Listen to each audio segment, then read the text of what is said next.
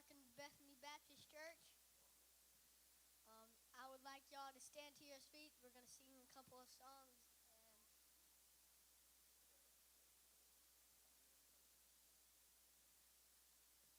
and bow your heads and close your eyes. Dear Lord, thank you for this day. Thank you for these people all to get here. Thank you for the sheriff, for the police to come here and tell these people about God and how He's going, Lord. And thank you that we're here worshiping all me and my friends. And thank you that we got these teachers in the back teaching kids. And in Jesus' name, amen.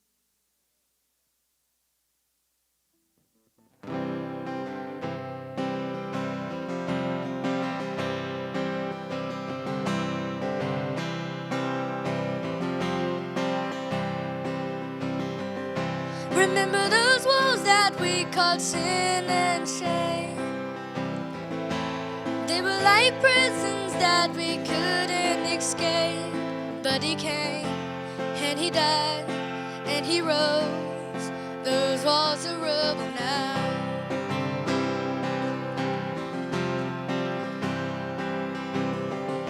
Remember those giants we called death and grave. They were like mountains that stood in our way. But He came and He died and He rose. Those giants are dead now. And this is our God, this is who He is. He loves us. And this is our God, this is what He does. He saves us.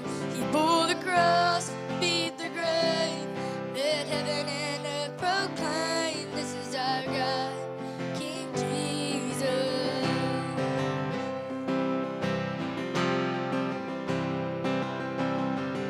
Remember that fear that took our breath away. Faith so weak that we could barely pray.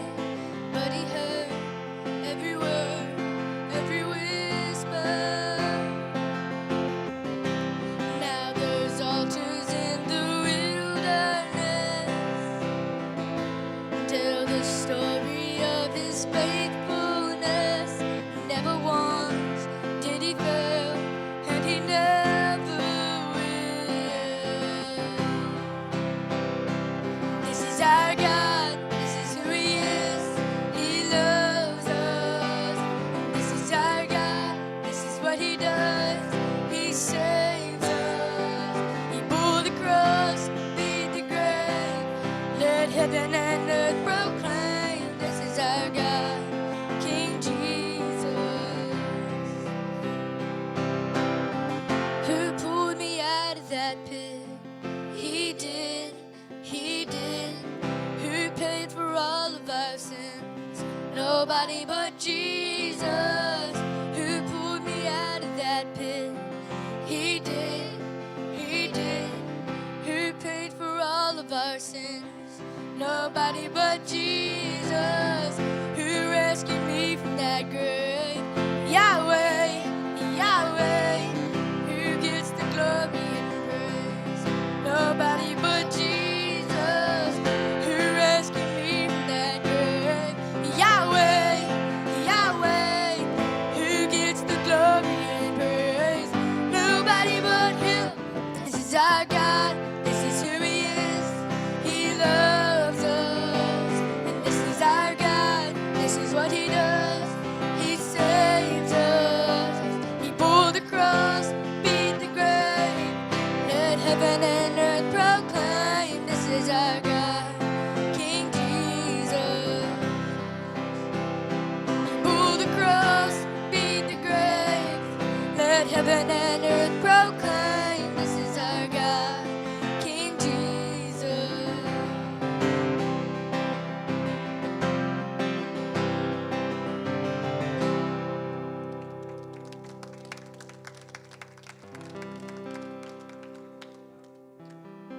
Mr. Steve Student, Sawyer, Nehemiah, right, all of them.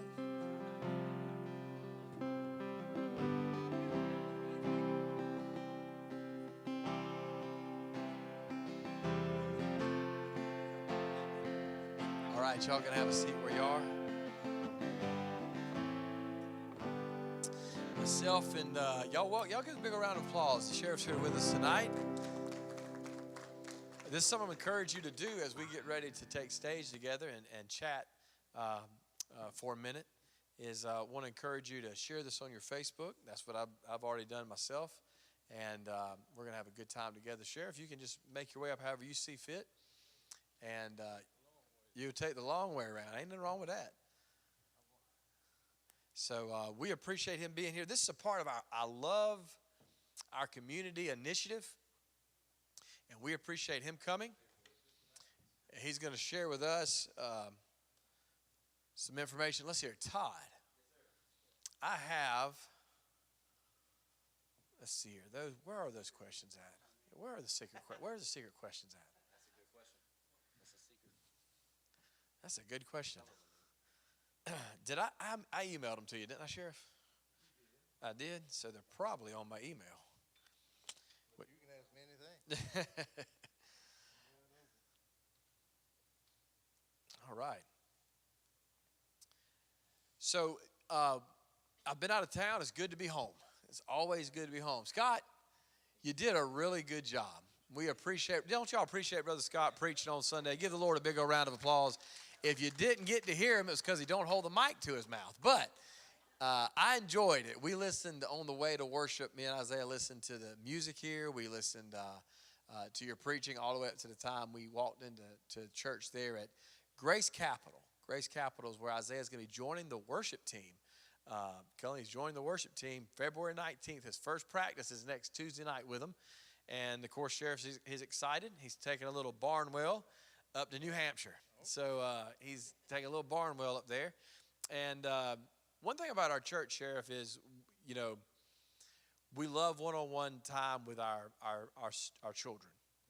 And Isaiah was an infant in the nursery and went through all of the classes, even into the youth program, and got involved really young. Like Malachi's getting involved. Raylan had a mic, Cullen.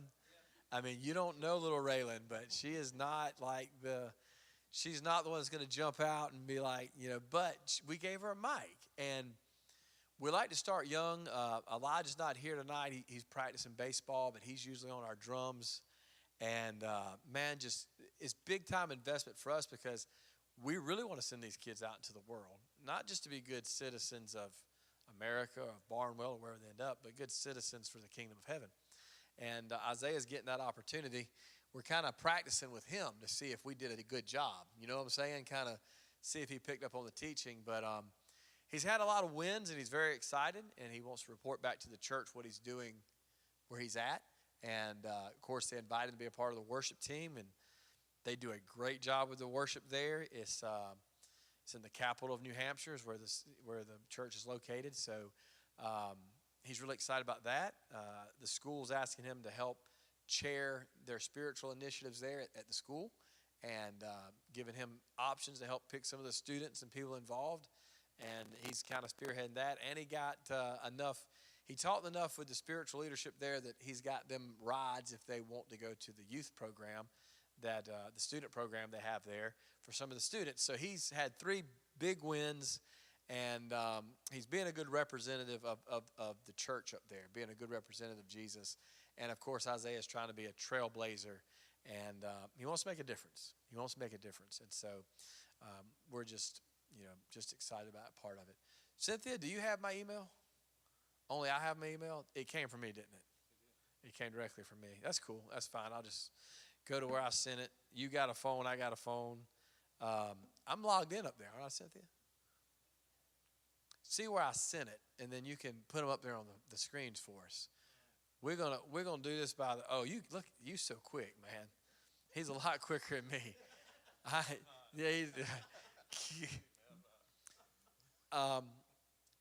I'm gonna have Brother Al. I'm gonna have you open us in prayer in just a minute. Appreciate you and Miss Debbie, Cullen. I talked to the couple, by the way, that visited their family. And they were for the folks that were here and met the first-time guests, they were blown away at the hospitality, at the just being welcome. felt right at home, and just great to talk with us. Y'all did great all the way around. It's good. I know if you're in a place of leadership, it's good to be able to leave what you have in good hands and not have to fret over it. And I know that's what you develop and what you have, and part of your vision is everything don't have to rely on you, which would be terrible because it'd kill you, for any man to bear that kind of responsibility. And so here we have that. We have good people that can help. And so, Brother Scott, it's Micah 6:8. Do you have your Bible? Micah 6 and verse 8. We're going to open with that verse. Brother Al, then you can pray for us. And we're going to go right into these questions together. And we're going to do that. So it's on the screen for you. If you're watching online, thank you for joining us. Be sure to share this. We call him Sheriff Grits. You can call him Sheriff Griffith, or you can call him Sheriff. You can call him Sheriff Steve. I don't know. I knew him as Grits. I first met him because I took down some goat fence years and years ago at your old property, and I don't know if we traded goats or what we did, but we got some goat fence. And yeah, if you wanted to know, am I past the time where you can charge me for that? That's been about 25 years. Statute of limitations. So I can get away with stealing the goat fence. So I feel good about that now. Do you have that, Brother Scott? Can you read it for us? He has told you, O man, what is good, and what does the Lord require of you, but to do justice, to love kindness, and to walk humbly with your God. This verse just simply says, be just, do right, uphold the law, and be kind while you do it. Uphold the law, do what's right, but you can be kind while you do it. You can be generous and kind to some of the worst people. And that's what God wants us to do, is uphold the law, to do that which is right, but to be kind and humble as we do it. And so I'm thankful. I know the sheriff on a personal level for a lot of years, and I know that's where his heart is. That's awesome to know. Brother Al, lead us in prayer if you don't mind, my friend, and we'll go ahead and get started. Before I pray, I would just like to say that I was a little bit scared to come in when I seen the sheriff with the stick. I thought it was walking tall. I'm walking slow right now.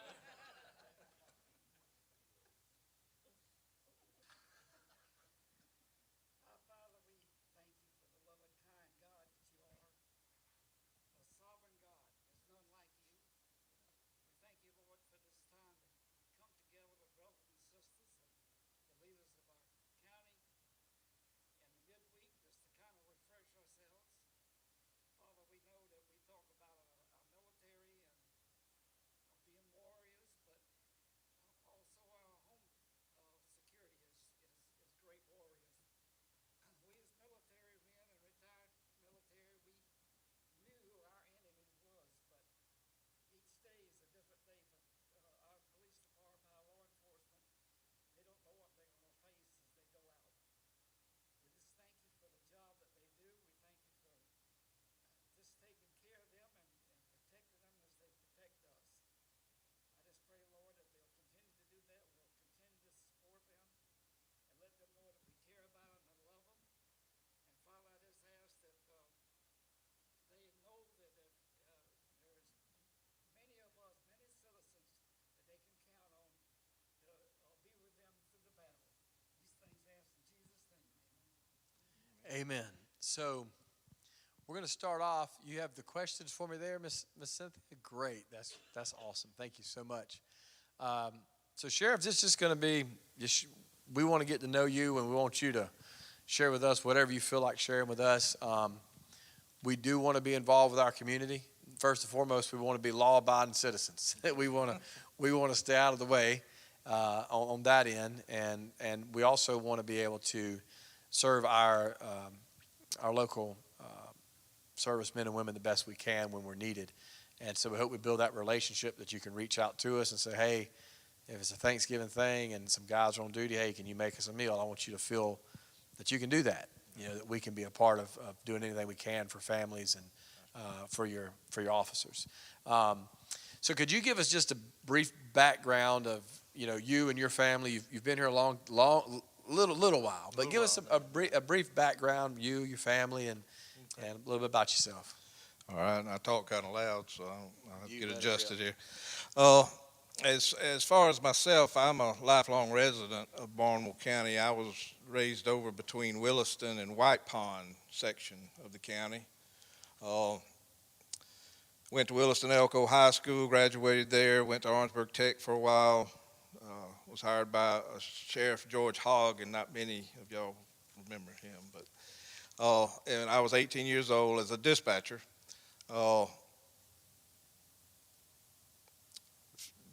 After that, when I was 20 years old, I was hired by the Barnwell City Police, and I was 2 weeks shy of being 21, which you had to be 21 to carry a gun. So for 2 weeks, I didn't have the firepower that Barney Fife had. I didn't have nothing. I didn't even have a bullet in my pocket. I didn't have anything. And so after a couple of years with the city, I went in the United States Marine Corps, where I served 4 years as a military police officer there. Came back to the city, and then in 1989, I went to the sheriff's office with Sheriff Zorn, and of course served until he passed, and then was with Sheriff Carroll until he retired, and then I ran for sheriff and was elected. That's the brief story of a long, winding road that it's been my life. 40 years ago, I had the privilege of marrying my wife, Melanie Powers Griffith from Barnwell. She's been a lot of support to me. If you don't have support in this business, you sunk from the get-go, so you got to have the support. Had two wonderful children. Kelly Staten married Brandon Staten, two grandsons, Baylor and 2-year-old Cannon. I call him Cannonball because he's a pistol. But he's a good kid. My son Dylan is married to Alexis Bazard. They have one son. He's 2. His name is Asher, and he's gonna have a little tonsil job tomorrow. So y'all pray for him, please. And of course, pray for Baylor. He got a little broke nose yesterday at the baseball field. But that's just bumps and bruises of the way. But that's me, and that's my family, the short version. We appreciate that. Yeah, your wife and I, we get to talk during sports a lot, and You can get her to talk to you?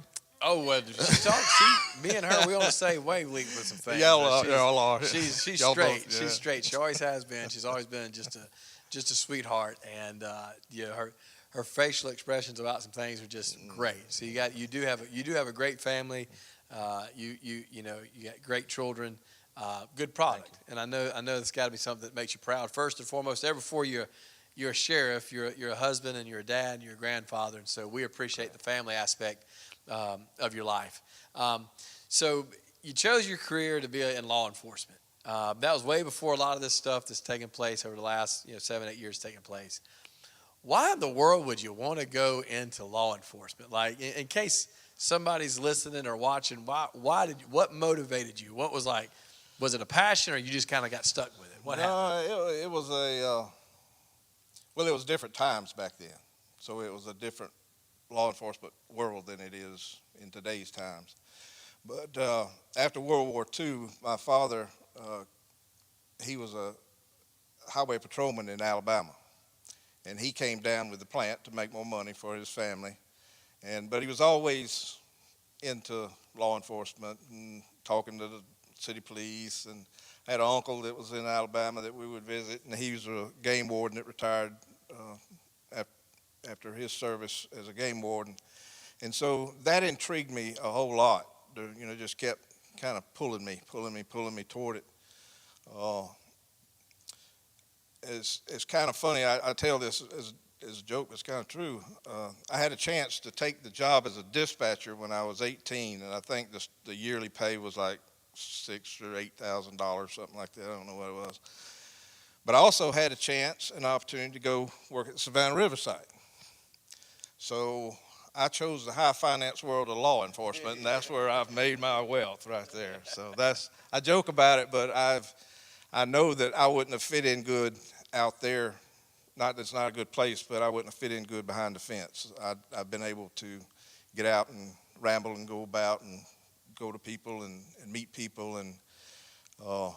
But, you know, I knew pretty early that, you know, that's what I wanted to do. Right after high school, I went to Orangeburg Tech and took some law enforcement, you know, courses and stuff like that. So I knew that's where I was heading pretty early. Okay, so you kind of had it. You kind of had it mapped out. It sounds like you're influenced by who you were around, and you saw it done in the family, and evidently saw it done the right way. Because usually people who see it done the right way do it the right way. And so when it comes down to, like, this is off script, but mentors, how important is it to have good people around you? I mean, when I say good men or good women for the ladies, but how important is it to surround yourself with people who are not only good people but good at what they do? It's tremendously important.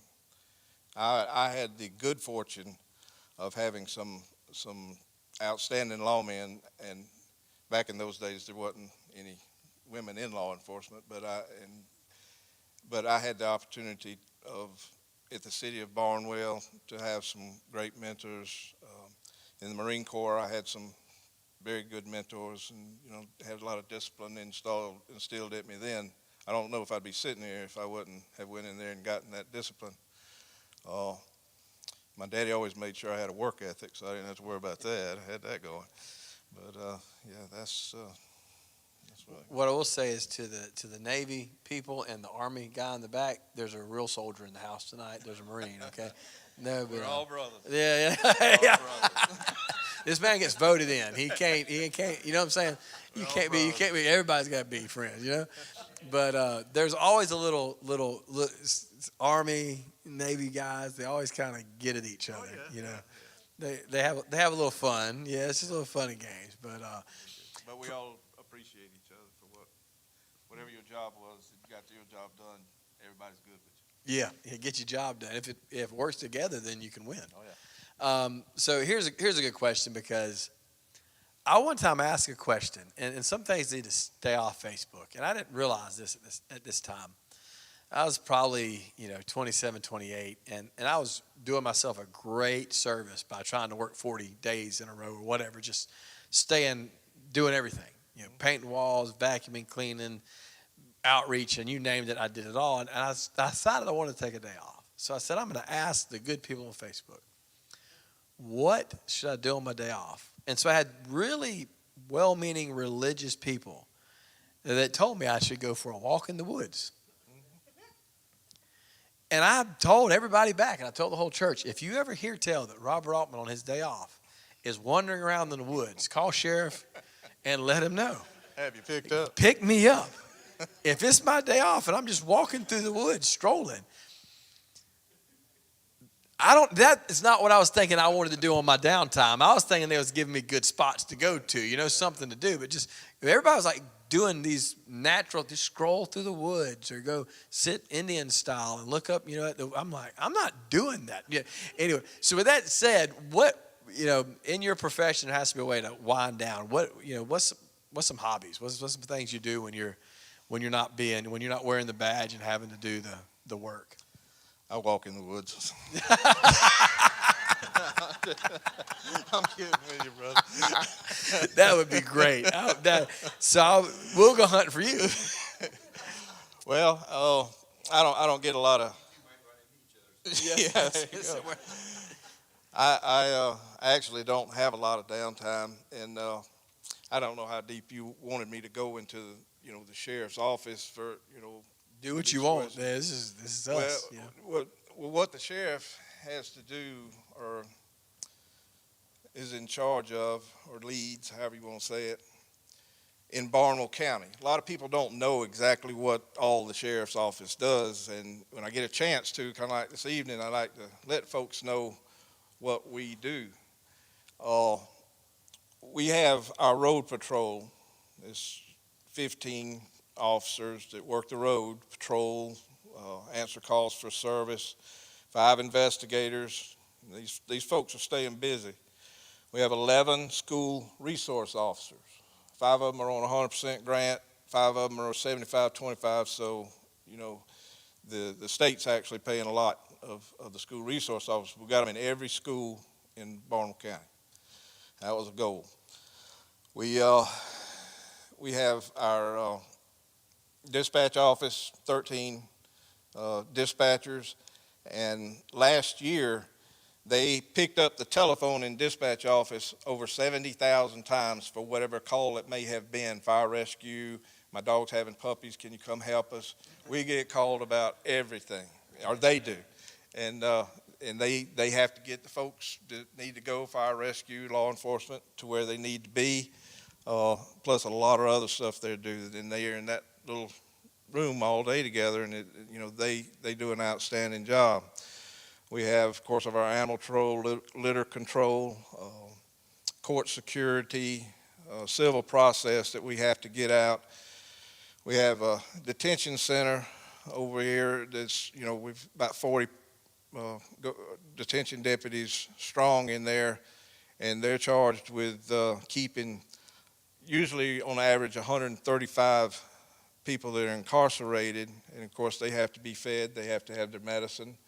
It's a lot of stuff going on. So there's about 90 slots under the sheriff's office that we're in charge of, or I'm in charge of, and it does make not much downtime.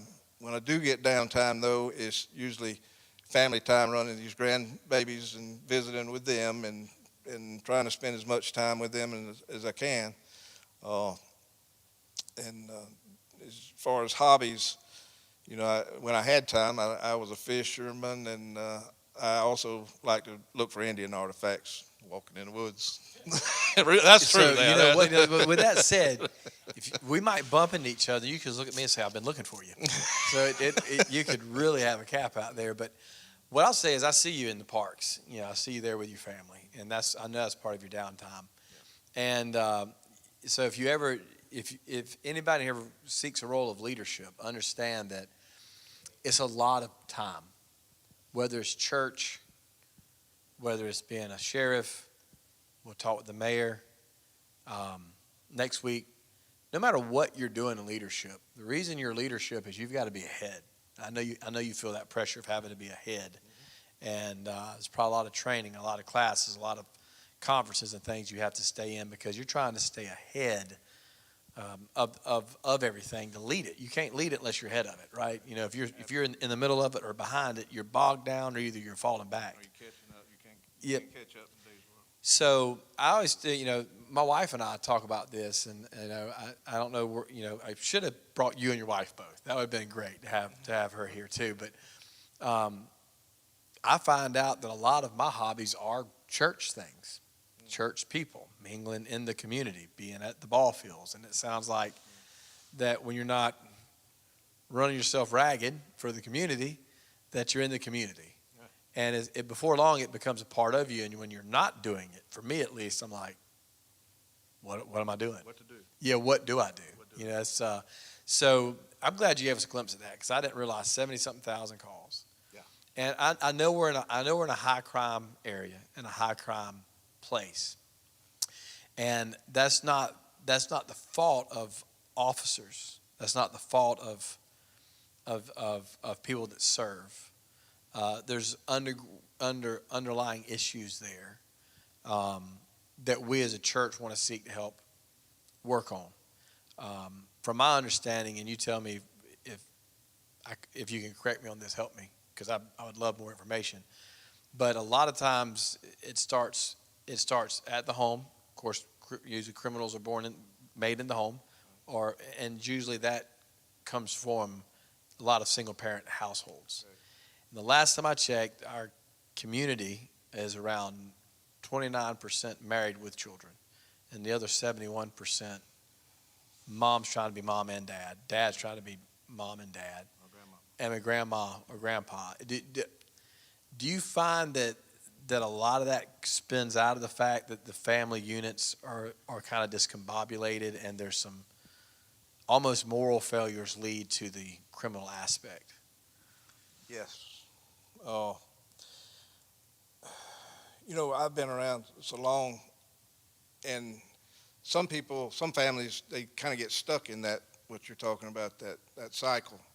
And I'm dealing with third generation folks from when I started back when, and a lot of it's got to do with the single family and homes and not the discipline and the children don't have a lot to do or have access to what is out there for them to do. But, you know, a lot of it comes from that. And it's like our gangs, which I'm sure I'll talk about later. But, you know, a gang, they what they're going to do is to try to recruit their people and our youth. What they're going to try to do is give them something that they're not getting at home, which is love and affection and structure, work ethic, and all that. They're not getting it there, but they know how to manipulate and get children, especially disadvantaged children, to, you know, come for the attention if nothing else. I met with a group of pastors today, and this has kind of been a heartbeat of mine. Something I know the pastors here we've talked about a little bit, but I'm glad we got a pastor heading it up besides just us. We're going to have a parent and youth conference. It's going to be done. You can mark your calendar. It's going to be March the 13th, March the 15th. And it's going to be at Denmark First Baptist around 4:30. And we're going to stay to about 7. But there's going to be different pastors, and we're going to work with different themes. But it's going to be about parenting. And it's going to be about, one time Dr. Brown told me is, if you're struggling with your marriage, remember this, especially if you have kids. It's always better to stay together if possible. It's always better. He said the opposite of it, your legacy, your children, if at all possible. There's sometimes you can't help it. But a lot of times, we don't want to say this as pastors, people can't help it. And when you correct the home issues, when you give people hope at home and you help parents and you support parents, you're starting to work with the root of the problem, which will hopefully make your job easier. Correct. And it's a long-term deal. And I'll probably you've been at it longer than me, so you're ahead of it. But I want to stay in the fight, and our church does, I think, want to stay in this fight of teaching our children the importance of relationships and marriages and having children and legacies and instilling work ethics. And restless spirits become wandering spirits. Mm-hmm. And then those wandering spirits get captive very, very easy. So I'm glad that you brought that up. We're going to keep rolling for time's sake, but this is just, in your line of work, you've probably seen things and experienced things and dealt with things that make a lot of us would be cringeworthy. You know, if you told us some of the things and people you've had to deal with and situations, it'd probably make us sick to our stomach. So how is your faith, as a Christian man, how has your faith shaped how you view your job or go through some of the tougher, darker situations? Well, you're right. Over the years, I've seen some terrible things. But as far as my faith, I had good parents. And my mother was a very Christian lady, and she made sure that I was raised as a Christian. She made sure I did. And so by being raised that way, I was geared toward doing right from wrong and doing good instead of bad and doing treating people like you want to be treated. But it's also in this life, my older life, in the job I do now, it's a privilege to have my religion and my faith, because it gives me the ability to, when I pray, I can pray for guidance from the Lord. And I do daily, because I keep up with a lot of stuff. And anybody that wants this job, they better have God on their side or they're not going to get it done. Because you got to have his guidance and leadership and we make mistakes. None of us are perfect. We all make our mistakes, but having the Lord there to give us guidance and the ability just to ask him for the guidance to get a certain thing done, that's what my faith does for me in my job. Yeah, wisdom, delicate situations, pressure situations. You do things that I don't want to do. You deal with situations I don't want to deal with. But again, in any leadership position in a community, you got to make wise choices. And I think we want to define wisdom is doing the best you can with what you know, or making the best decision with what you know. What you got? And we went back. I go back to COVID for us as a church. And I said, look, we're taking the knowledge we have, and wisdom is making the best decision with what you know. There's a lot of unknowns. We don't know the unknowns. All we can do is say, this is where right decisions come, is taking the information that you have, the best information you have, and utilizing that to execute something, to make a decision. And wisdom has to come from the Lord to do that. And even then, in human flesh, you're doing the best you can what you got with the knowledge you're given. And we're not given full knowledge. We're not God. We're given, just little glimpses of knowledge, right? And so faith definitely has to be a part of, I think I'm doing right. I'm doing the best I can with it. Lord, I'm following you in this. So I think that's pretty awesome. So another question we're going to ask is just, this is something I wanted to know from your. It can be opinion, it can be a fact, but what do you think are the top 3 causes of crimes that haunt this community? And what do you think attributes to the major crimes that we have here? And I know no murder and abuse and things like that definitely exist in our community. So what do you think are, like, if you just say these are my three things that I've seen over time that creates a criminal, or that creates the atmosphere for criminals to operate in? That's kind of a big one, but maybe you can give us some insight. Well, as you talked about, one of the things is being brought up with the right, being brought up right, to know right from wrong, do right from wrong.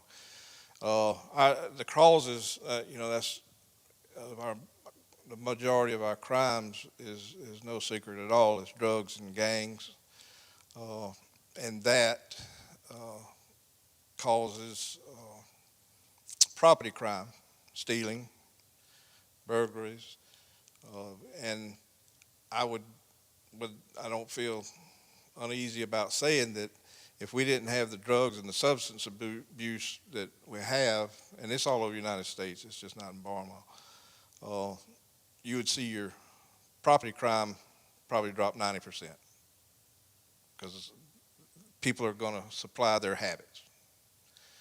A lot of the folks that get caught and they're in jail, they're not necessarily, we're trying to grow up to be criminals, but their addictions cause them to make bad choices and end up in jail.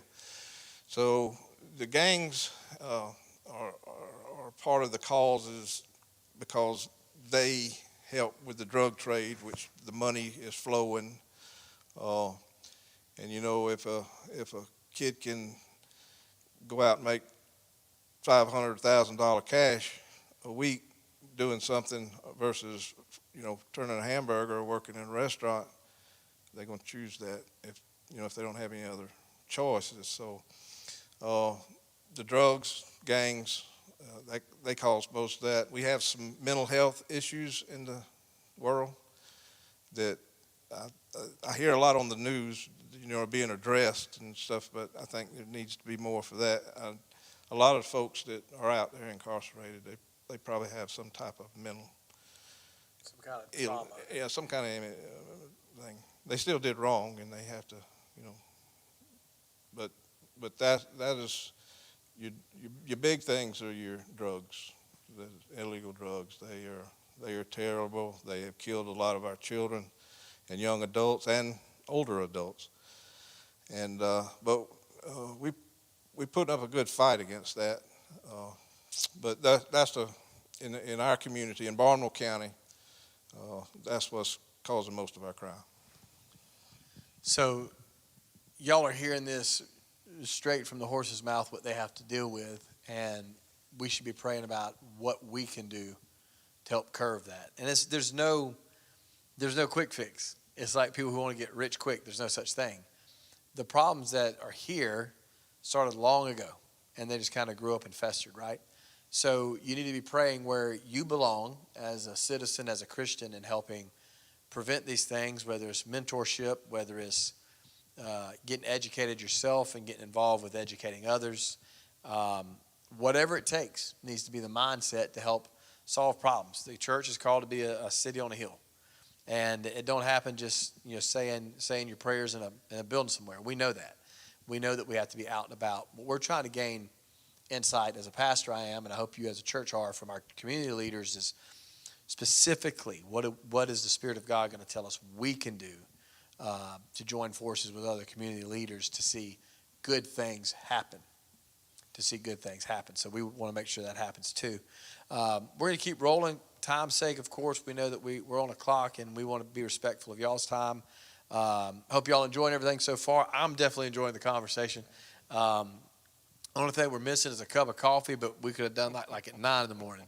If I drink that now, I'll be up dancing on top. I might go for a walk in the woods if I drink a cup of coffee right now. So from your experience, what are some things that help prevent? We got drug use, we got gangs, and we can say be good parents, but are there programs that you've seen work or initiatives? What are some things you think prevent these major crimes or can be a preventative to it? Just like my wife's in healthcare, and they tell her the best medicine is being preventative, taking care of your body. That's the best.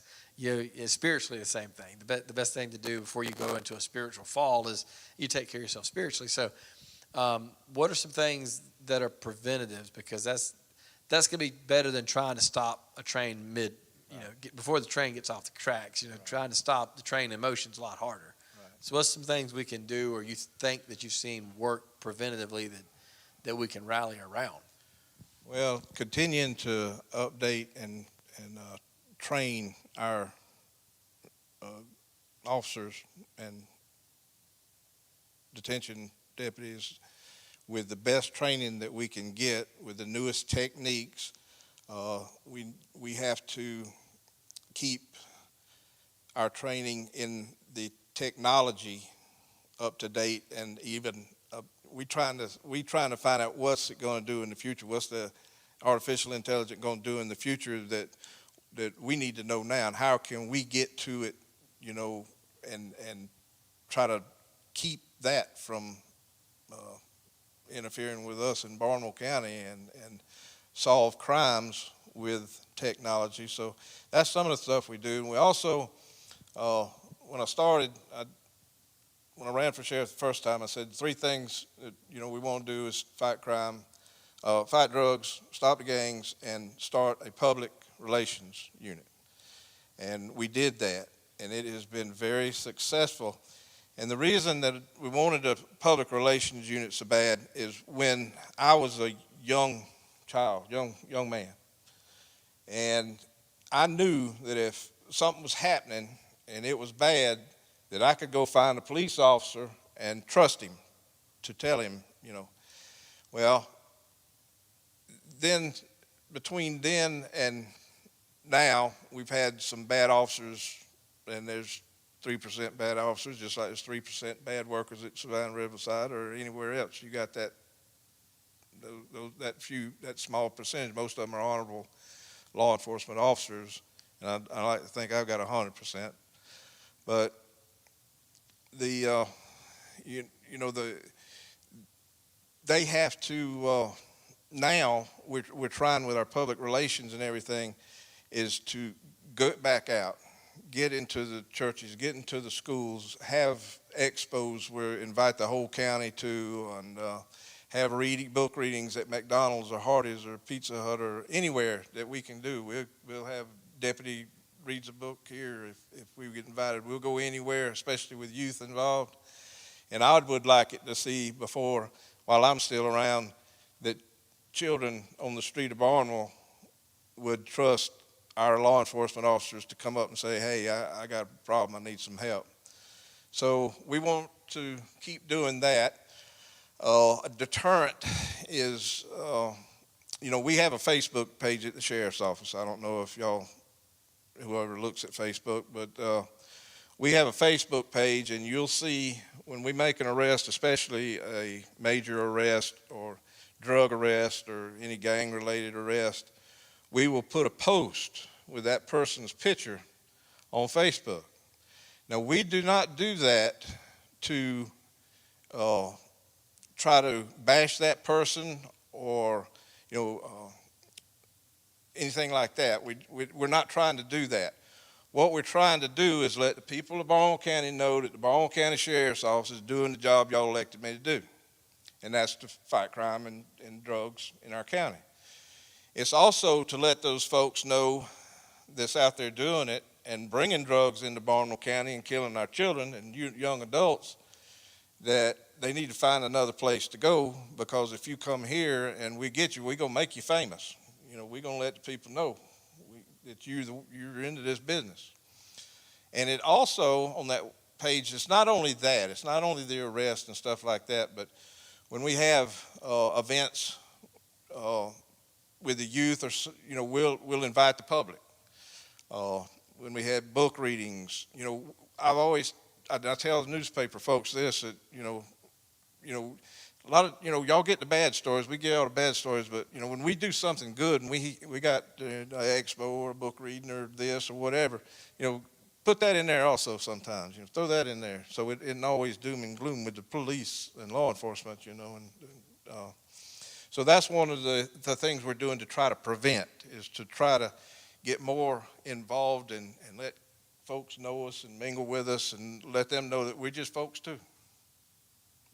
I think that's a great thing, and when good news is something that's it doesn't sell.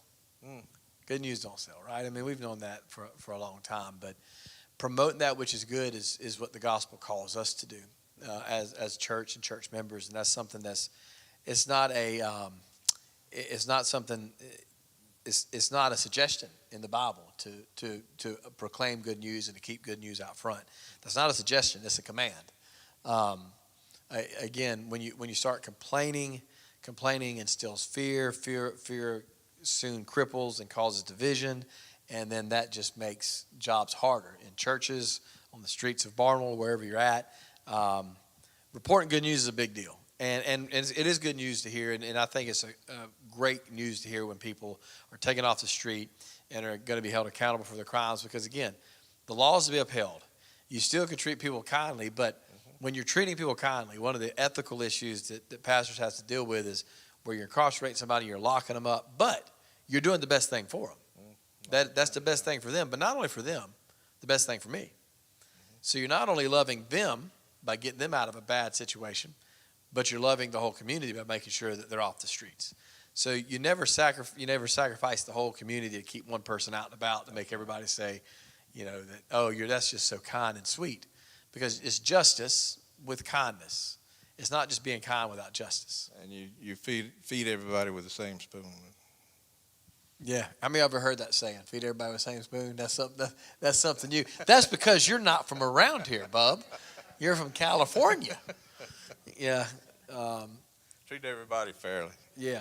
Feed them out of the same spoon. Yeah, they're equal. You don't give somebody more portion than the other, vice versa. So we kind of covered this, and we're fixing to shut it down. And any questions y'all have, let you ask. But local churches like ours, outside of saying, hey, we can provide meals for officers that are serving on Christmas or officers that are serving Thanksgiving or any other occasions like that, what else can we actually, what can churches do? I know we can pray, but is there anything specifically on your mind that if the churches could unite together, or just a local, what can a church do to help?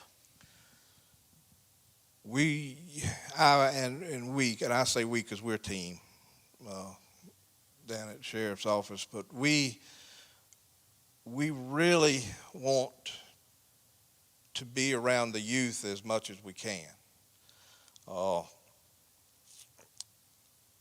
If you are having something going on, and you let me know. If I could come, I would come. But if not, I might just call the road deputies and say, look, First Sergeant, you and the deputy having something down at Bethany Church today, and if y'all could, just walk through and bump some fists and, mingle, and especially with the youth. That's where I go, with the youth. Churches, they can help with counseling. Another thing is like neighborhood watches with churches. Y'all can, we don't have but so many folks out there in Baltimore County patrolling because, we just don't have the funds. So we start with neighborhood watches, and, if church leaders could, ask anybody in the congregation if they would like to start a neighborhood watch in their community, that gives us so many more eyes and ears. And it doesn't have to be a neighborhood watch. It can be your church, because a lot of times youth, they just don't want to go to law enforcement because they're scared that they'll be labeled a snitch or something like that, and they don't want to, but they may go to a trusted family member or the clergy or a Sunday school teacher or a music director or whoever it may be, and tell them things that they want. And if you can get folks, if you see it, say it. And if they trust you, then they can tell you, maybe y'all could tell us something that would stop something bad from happening. So, if y'all could help be our eyes and ears in the community, council, and those guys out there on the street, it's not a thankless job. You get your thank from the job itself, but it doesn't hurt if you see them to go up and tell them good job, and we appreciate what you do. So I know that the sheriff's office has used our camera system is good for what we have. I know we have over a dozen cameras on our property, inside, outside, and all around. Are there grants available or anything available for nonprofits like us, or could you help us with this? Because one thing we've ran into is I don't know how many times, Sam ain't in here, we've probably had on 20 occasions one of your officers stop by to use it either for this corner here or Jimbo's up there. Yeah. But if there was grants for churches, especially those in the city limits, to update their cameras, their systems, everything runs through here. Mm-hmm. We've had so many criminals run this way, run that way. I mean, every which way, and be like, and so because you get the reports, and usually our guys come up and I'm not going to share. We can keep a lot of data and a lot of information, but the camera qualities are not always the best for what we need. Yeah. So something like that, is that something we can partner with an agency with, or is that just kind of like you got to fund that yourself? Because one thing we found is, at least for us, especially, you got cameras at the park, you got a couple down here at Jimbo's, but the best qualities are usually out of our range. Right. They're high. But if you have them, especially on these corners, there's CVS. We know the park's there, the road's there, and I know we've tracked cars before for the law enforcement around these corners, and some other things I'm not going to really talk about. But we have they've used it for a lot of things, and it's not quite been good enough to get all the license plates we wanted or all the faces we wanted. It's been enough to be like, oh, I know that is, but not enough that you can use it. Yep. So, is there anything out there that exists, or could you help us find something like that exists? Because then we're definitely a huge resource on that end, because we can put more cameras that go further out and toward the streets and on the corners. And so we got a headquarters here, because if any crime happens in the town, they're coming somewhere around this area. Yeah. I don't know of any grants. We're actually trying to procure some different types of cameras for around the county, and when I'm talking vague like this, I don't like to let folks know. Yeah, and I heard you talking, and I know what you were doing. You was talking about you have to be vague, because we don't want to tell folks what we did, all of our secrets. we don't want to let them know this, that, and the other. But I will check on to see if there's any grants that are. There's a lot of new technology coming out, as far as tag readers, flock cameras, and that type of stuff where we're trying to get some grants, but I haven't seen anything for civilians to merge with law enforcement, but that's something that we But will we can look for. into that, can't we, Cynthia? I bet Todd's good at that too. There are. I bet he's looking at it now, probably. And we But may because have because there are Christian organizations, if we say, hey, we're partnering with law enforcement specifically to help fight crime in our community, with the statistics we have, we might, and it goes back to putting more eyes out there, not just our eyes. And I would say the same thing. I think that it's a big help that wherever you live, if you can save up the money and get cameras, I know that we've That's used the them in first different. thing we go on a property crime or something like that. We say, well, you got any cameras? Where are your cameras? And if you don't have any, we go and knocking on the neighbor's door. Hey, you don't happen to have a Ring camera, do you? And that's one of the first things we do now is go, canvass the neighborhood. to see. Anything like that gives us more than just our testimony eyes. It That's gives right. us Correct. legit information. So that might be something no matter where you live. You say, what about, I don't know how to do a neighborhood watch. Well, he's advanced technology now. There's cameras you can put on your phone. Some of them are expensive. Something to talk to your family about. I mean, it could really be a help in the future, no matter where you live. Crime doesn't care where you live. Nope, it doesn't take a day off. So I think having eyes out there are very good. And then the more that people know that, hey, there's places that's got equipment that can find us, track us, facial recognition, all these different things. There's one of the smaller towns in the county that has camera coverage. I'll tell you which town later. You can talk with them. And, I work for the guy that installed them all, so I might have helped. Yeah. But it's smart. And I was thinking about it too, as I know we have them at different parks and things, but the more eyes that we have that are recordable, anything like that, it helps a lot. And I tell you, I don't know how long you got, but I'll try to be short. But as far as the cameras and everything, and neighborhood watches and churches that can be our extra eyes and ears and feed us information, or hey, this person told me this, and y'all really need to know it before something bad happens. But our patrol units, we try to patrol out in the county as much as we can, and the road guys, they're out there answering calls for service. We're not doing that. We're checking property. And but you realize we have Hilda, Snellings, Klein, Elko, Healing Springs, all the businesses out of the big 3 city limits that are there. And then you have farms.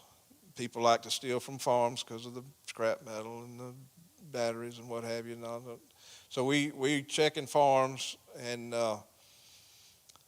you might have heard me say it somewhere before, but if you haven't, outside of the city limits of Barnwell, Williston, and Blackville, do you know how many churches there are in Barnwell County?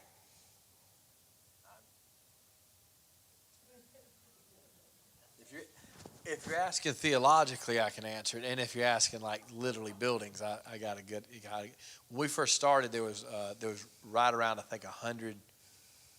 There was right at 100 plus that was registered as churches in the county. In the county, outside of the city limits, the big 3 city limits, Okay. there's 70. 70. So the deputies, they just can't buzz around town and catch all the churches. They've got to go way out here and way out here and way out here and way out here. But, technology, everybody's getting cameras now, and the technology has helped us, with our patrol, really, because, we don't have the manpower to hit and check every door every night. It's just not going to happen, especially when you get a busy night and there's a lot of calls for service. But they do a jam-up job at getting to them pretty regular. Well, I'm going to let anybody who wants to ask a question ask one, because I got to keep you for a couple minutes afterwards. I got a couple personal things I want to ask you about, piggybacking off of that, what we were just talking. When you pick up a youth that has committed a crime, because I've studied law enforcement since my first year in college. Yes, ma'am. And I have a bachelor's degree in law enforcement. Is there a way that you are in Barnwell County teaching them to do the right thing? Are you guys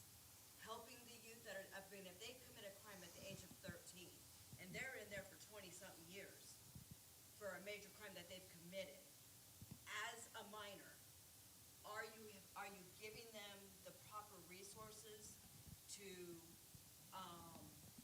help them make a better choice when they do meet their parole and their probation officer? Or are you just like ignoring what they did and? Okay. In South Carolina, with the juveniles, if they were 13 and committed a major crime, major crime, then the solicitor's office would decide whether they would be tried as adult or held as a juvenile. If they were held as a juvenile and they went to the Department of Juvenile Justice, they would go to Columbia. And they do have schools there, and they are made to go to school there while they're at juvenile justice. If they're adults or tried as adults or any adult, out at our facility, we don't have, for our adults, we don't have school, but we have mental health that goes out there, and they are allowed some, if they go through the proper channels and process, some pastors are allowed to go out and talk.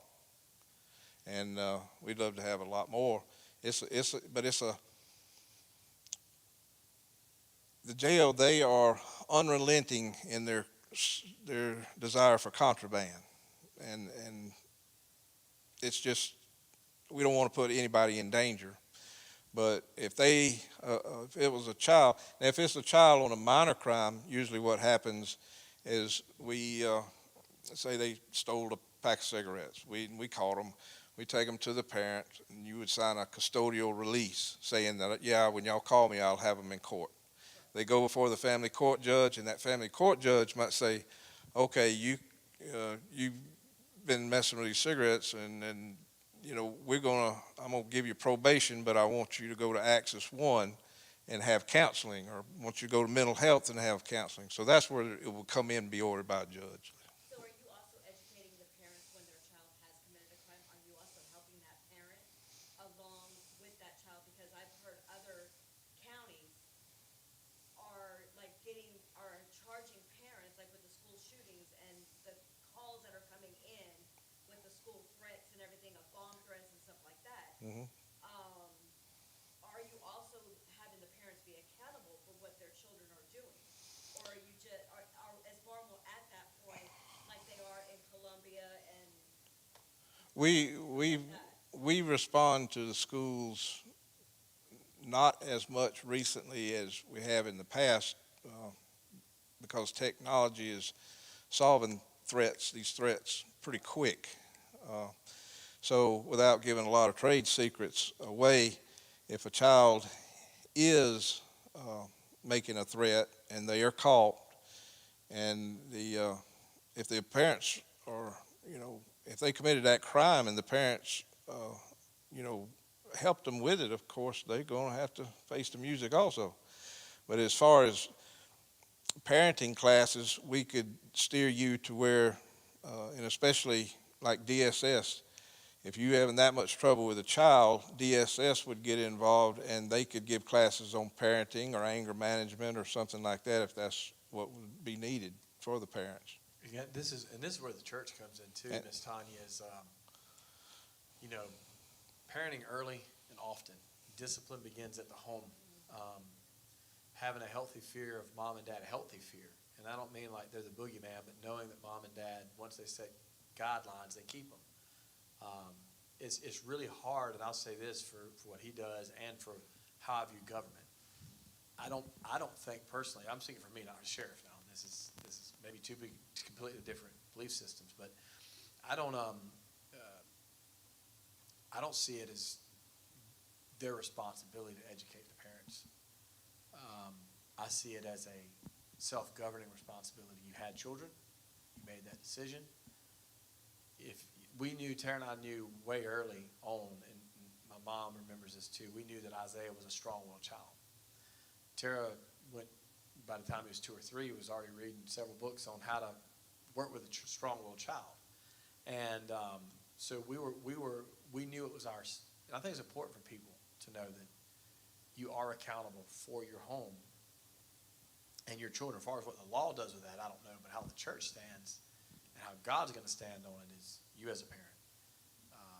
You're responsible, and your kids are grown now. And now they're responsible. You're responsible for your household. But whether the sheriff says you are or not is not going to bear no bearing on what God determines. And we know by Scripture we're to teach our children in the admonition of the Lord. So I think that's important. I don't want my tax dollars to go to doing parenting classes, but I think the church should definitely be there to make sure parenting classes are available. We're going to try to make sure that happens. We'll take one more question. If somebody else has just one, because we do have to close it down. If you have a question for the sheriff, anything. Brother Al, you sure, is this a joke or a question? No, you go ahead. Go ahead, brother. Help yourself. Sheriff, I had to deal with law enforcement in the Navy before I got out. Yes.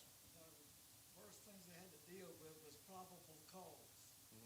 People would say, well, you know them smoking pot in this house, or that's a crack house. Why don't you arrest them? They don't realize you can't stop there and knock on the door and put handcuffs on them. Correct. I hear that all the time.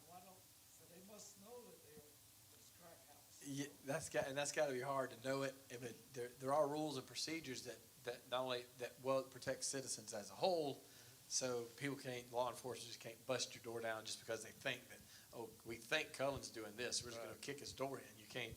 So yeah, sometimes even criminals are protected from it, but sooner or later it's coming out the house. Sooner or later, then somebody's going to mess up. Somebody's going to tell. And when they have a house or an area that's hot,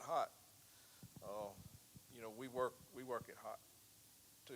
But we do have to build a case that can go to court. And like I say, we have to get the probable cause to get the warrant, the search warrant, or the arrest warrant, or whatever it may be. We still have to have that probable cause, but probable cause isn't reasonable doubt. So, we try to make cases where we got good probable cause, we make a good arrest, but we also, have it at the end, we have it beyond a reasonable doubt, so that we can help the prosecutors and the judges. And remember, folks, and I'm friends with them, but when our guys, it's kind of, sometimes when you arrest the same person 2 or 3 times and they out on bond from the first time to the second time to the third time, it kind of gets demoralizing sometimes. And but especially the magistrates are governed as to what they can do and what they can charge and when they have to give these bonds. And as far as then they go to circuit court. If they go to circuit court, then they have the say so about what the Senate says. And so the law enforcement, we don't have that in our boat. You're a part of it. We're an enforcement, yeah. We're not we don't the prosecutor, we're not the judge. We're the enforce the laws to try to serve and protect and keep people safe. Yes, yep. And then there could be a lot more said. If y'all appreciate the sheriff, give the Lord a big old round of applause. We appreciate him, what he's doing, and the information we just had. We are going to close in prayer. I got a couple of things I'd like to talk to him about real quick. And thank y'all for coming.